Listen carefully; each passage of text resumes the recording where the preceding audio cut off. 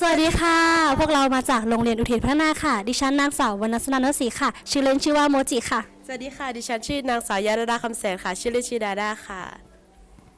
ค่ะพวกเราเป็นนักเรียนชั้นมัธยมศึกษาปีที่6จากโรงเรียนอุเทนพัฒนาค่ะพวกเรารู้สึกไงบ้างครับที่ได้เข้าร่วมกิจกรรมสายแคมป์ครับค่ะสำหรับกิจกรรมวันนี้ก็คือสนุกมากๆค่ะมีพี่ๆน่ารักแล้วก็มีอาจารย์ที่สอนให้ความรู้มากมายได้ทำกิจกรรมต่างๆมากมายเลยค่ะ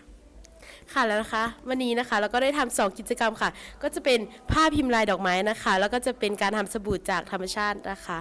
ก็เราก็ได้ลองทำกิจกรรมจากคุณครูนะคะแล้วก็เราก็รู้สึกว่าการเราได้มาลองทำกิจกรรมตรงนี้เนี่ยเราสามารถเสริมอาชีพให้กับเราได้ด้วยค่ะไม่ว่าจะเป็นการขายสบู่การทำผ้าอะไรเงี้ยค่ะก็พวกเราอยากฝากอะไรถึงเพื่อนๆที่ยังไม่เคยมาสายแคมป์ไหมครับ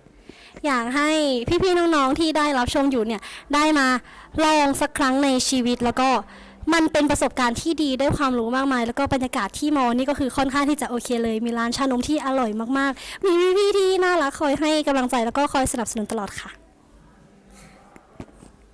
ค่ะก็อยากเชิญชวนพี่ๆน้องๆนะคะมาทำกิจกรรมที่มหาวิทยาลัยราชภัฏสกลนครนะคะสนุกมากๆเลยค่ะขอบคุณค่ะ